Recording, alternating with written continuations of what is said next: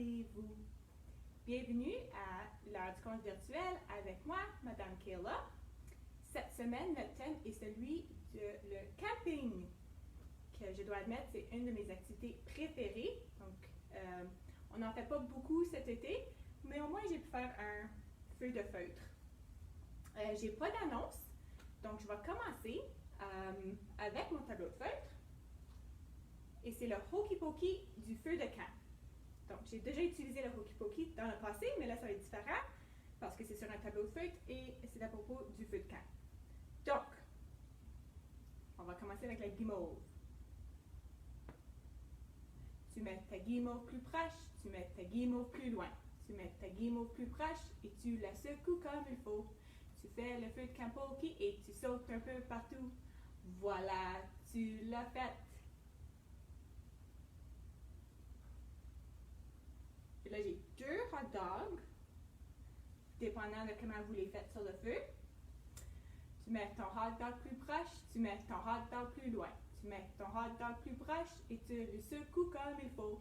Tu fais le feu de camp Pokey et tu sautes un peu partout. Voilà, tu l'as fait.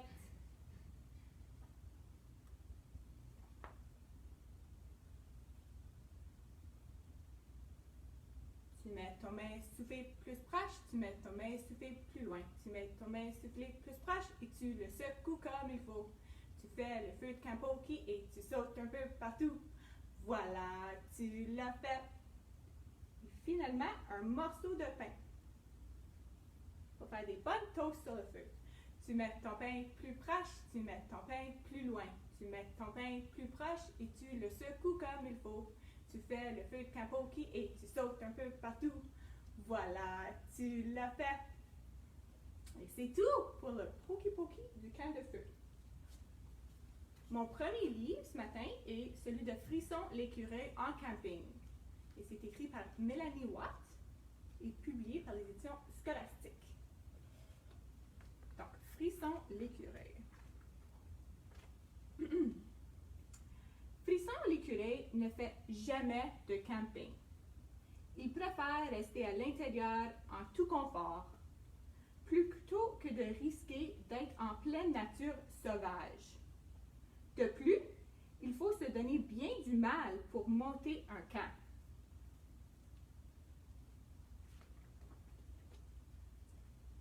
Quelques malfaiteurs qui pourraient s'approcher trop près de Frisson. Les sables mouvants, les 3 ours, les moufettes, les moustiques, les manchots et les fermetures éclairs.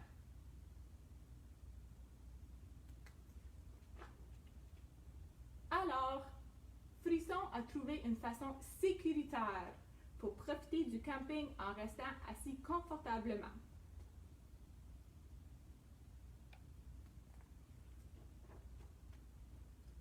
Frisson l'écureuil installe sa nouvelle télé. Mais il a un petit problème. Il doit la brancher. Atteindre une prise de courant exigera une grande maîtrise des techniques de survie.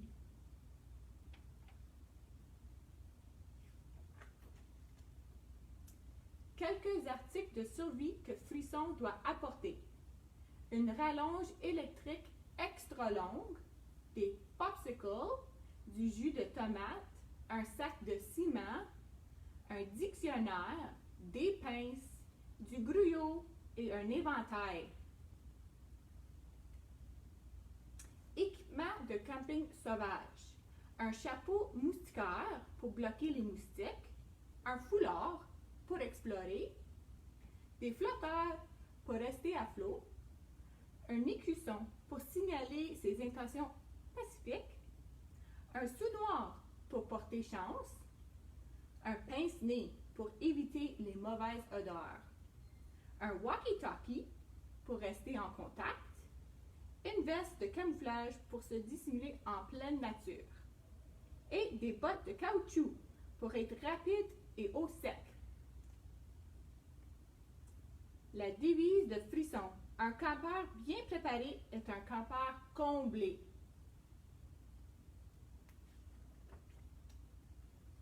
Son plan. 1. Quitter la zone de confort. 2. Courir dans les bois, se faire discret. 3. Entrer sur le terrain de camping. 4. Repérer la prise électrique. 5. Brancher la rallonge électrique. 6.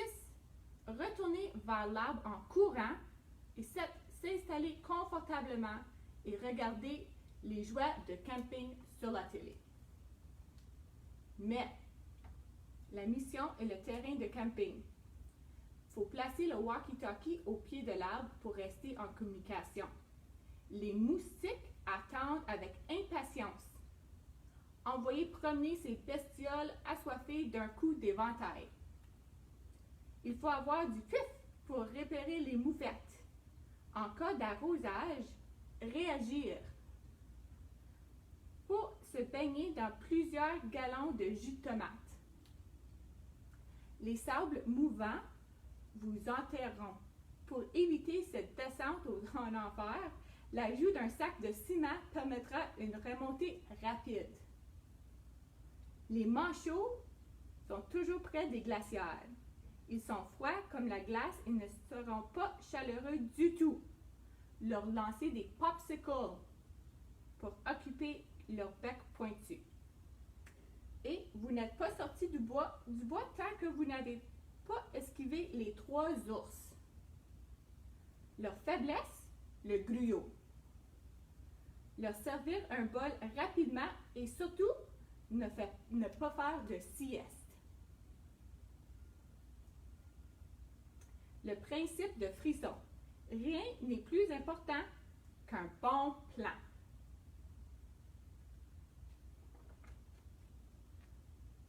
Tableau du camp de survie et d'entraînement. Donc, des exercices d'échauffement. La promesse de frisson, un écureuil entraîné est un écureuil en sécurité. Et des exercices de course d'obstacles. La loi de frisson. Cours, mais ne cours pas après le malheur.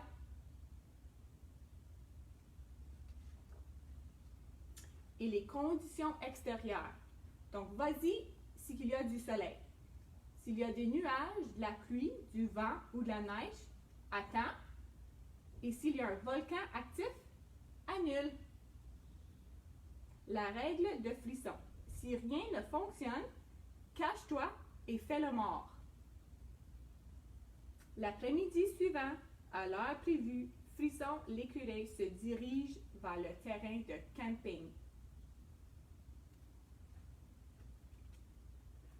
Il tire, il traîne, il fait un détour et un autre. Mais tout à coup, un manchot apparaît.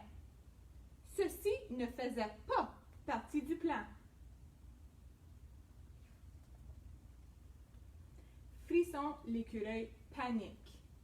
Il tourne sur lui-même, il court, il part en flèche, il grimpe, il s'écrase, il se cache et fait le mort. 30 minutes plus tard, 1 heure plus tard, 2 heures plus tard. Finalement, Frisson l'écureuil saisit le calme du plein air. Il oublie les moufettes, les moustiques, les sables mouvants, les 3 ours, les manchots et les fermetures éclairs. La nature sauvage ne peut pas être appréciée à distance. Il faut sortir pour en faire une véritable expérience.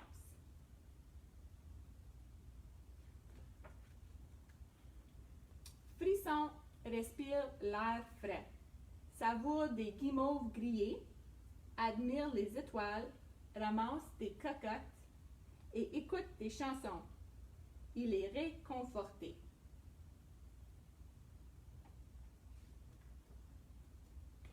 Le lendemain matin, Frisson l'écureuil branche sa rallonge électrique et retourne chez lui. Cette grande aventure a inspiré Frisson. Il va aborder le camping différemment.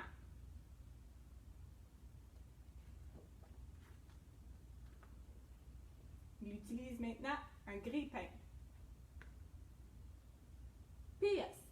certaines choses valent la peine qu'on se donne du mal. Et la fin. Donc, maintenant pour ma deuxième chanson, j'ai Promenons-nous dans les bois. C'est une chanson à propos d'un loup. Je vais admettre que la chanson va beaucoup mieux à 2 personnes, mais je suis toute seule. Fait que ça va pas être aussi excitant, mais je vais le chanter quand même. Promenons-nous dans les bois pendant que le loup n'y est pas. Si le loup y était, il nous mangerait. Mais comme il n'est pas, il nous mangera pas. Loup, où es-tu? Que fais-tu? Entends-tu? Je mets ma chemise. Ça, c'est le loup. Promenons-nous dans les bois pendant que le loup n'y est pas. Si le loup y était, il nous mangerait. Mais comme le loup n'y est pas, il nous mangera pas. Loup, où es-tu? Que fais-tu? Entends-tu? Je mets mes culottes. Promenons-nous dans les bois pendant que le loup n'y est pas. Si le loup y était, il nous mangerait. Mais comme il n'est pas, il nous mangera pas. Loup, où es-tu? Que fais-tu? Entends-tu? Je mets mes chaussettes. Promenons-nous dans les bois comme le loup n'y est pas. Si le loup y était, il nous mangerait. Mais comme il n'est pas, il nous mangera pas. Loup, où es-tu? Que fais-tu? Entends-tu? J'arrive!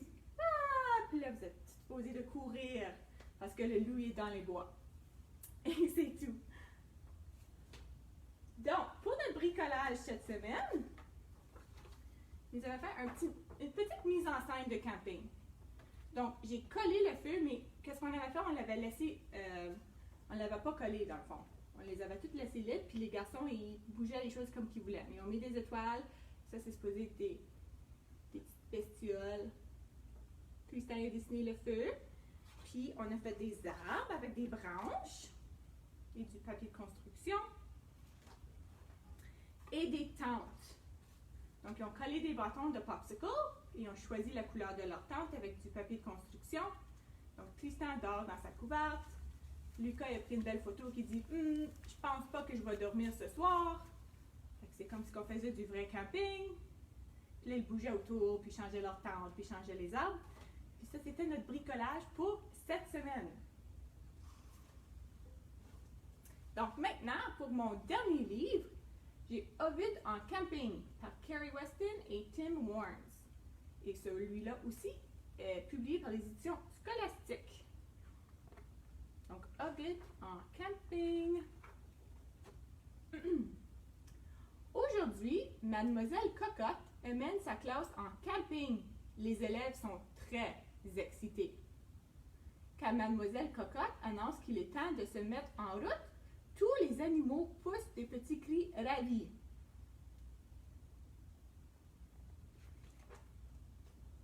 Lynn la lapine emporte son filet à papillons. Touka, la taupe, serre son ourson dans ses bras. Les souris ont chacune un panier. Et René, le renardeau, s'occupe de la carte. Et Ovid se charge d'absolument tout le reste. Parce qu'Ovid est un énorme grizzly poilu et terrifiant, mais plutôt gentil et serviable. Bravo, dit Mademoiselle Cocotte, en voyant Ovid hisser les très gros sacs sur son dos.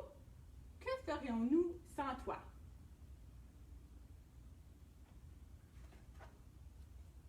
Mademoiselle Cocotte et ses élèves pénètrent dans la forêt. Lynn poursuit les papillons. René consulte longuement la carte. Touka essaie de faire tomber son ourson d'une haute branche et les souris ont du mal à transporter leur panier. Ovid finit par les rattraper. Mademoiselle Cocotte, découragée, souffle dans son sifflet. « Ça ne va pas du tout, dit-elle. Il faut rester ensemble. » Alors, Ovid a une idée. Il trouve de la place pour tout ranger dans son sac, même les souris fatiguées. « Bravo, Ovid !» s'écrient ses amis. Ils arrivent bientôt sur un petit pont. Ovid et Lynn lancent des brindilles dans la rivière. Puis, tout le monde s'élance de l'autre côté du pont pour voir laquelle arrivera le premier. Mais Ovid oublie le sac qu'il porte sur son dos. Oups! L'ourson de Touka tombe à l'eau. Plouf! Heureusement, les souris parviennent à s'agripper. Touka se met à gémir et à pleurnicher. Oh, Ovid! Le pauvre Ovid se sent honteux et maladroit. Armée du filet à papillons de Lynn, Mademoiselle Cocotte se penche prudemment au-dessus du pont. Mais c'est inutile. L'ourson est apporté par le courant. Ovid décide alors de faire preuve de courage. Il saute à l'eau. Plouf! Le voilà dans l'eau jusqu'à ses genoux poilus. Il sort l'ourson de l'eau. Il a maintenant 2 ours tout mouillés. Touka les serre tous les 2 dans ses bras. Ovid est le plus gros, le plus brave, le meilleur des ours, dit Touka. Bravo, Ovid, approuve Mademoiselle Cocotte. Nous allons maintenant installer notre campement avant qu'il ait d'autres accidents. Les animaux se rassemblent autour de Mademoiselle Cocotte. Elle leur explique comment monter un tipi. Cela semble très facile. Lynn et Touka vont chercher de longues perches. Les souris coupent la corde à la bonne longueur. Ovid aide René à étaler la toile. Puis, ensemble, ils essaient de monter le tipi. Mais ce n'est pas facile. Pas facile du tout.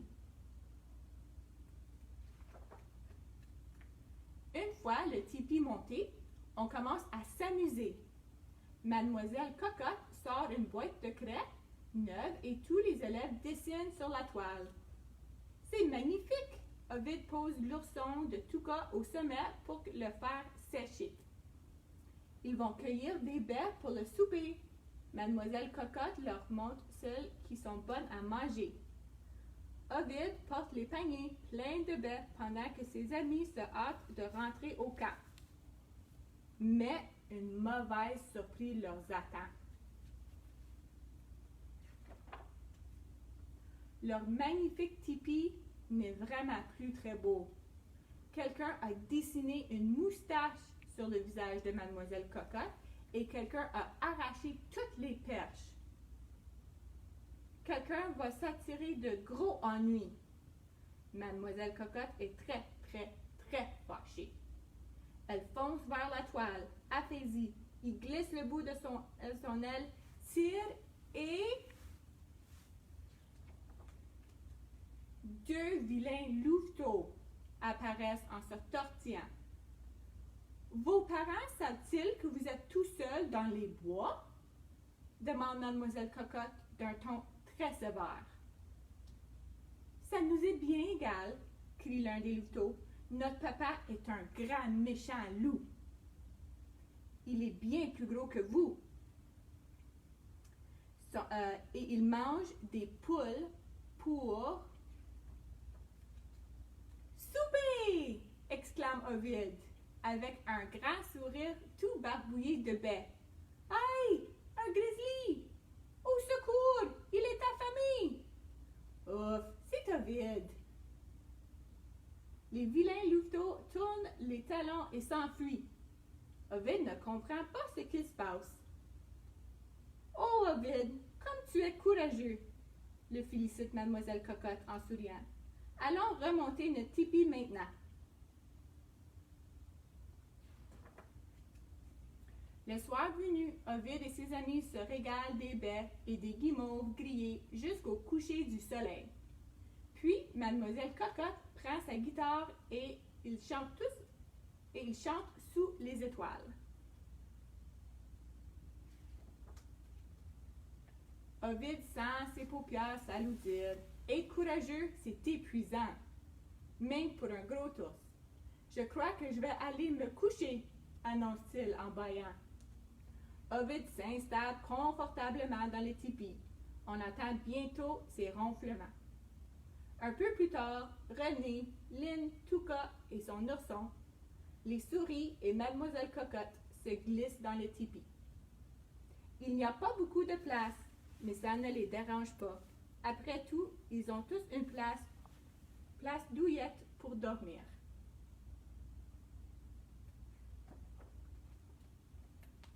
Mais Mademoiselle Cocotte! Bravo, Ovide, chuchote-t-elle avant de s'endormir. La fin. Donc, c'est tout pour cette semaine sur le thème de le camping. Je vous revois la semaine prochaine avec un nouveau thème. Bye tout le monde!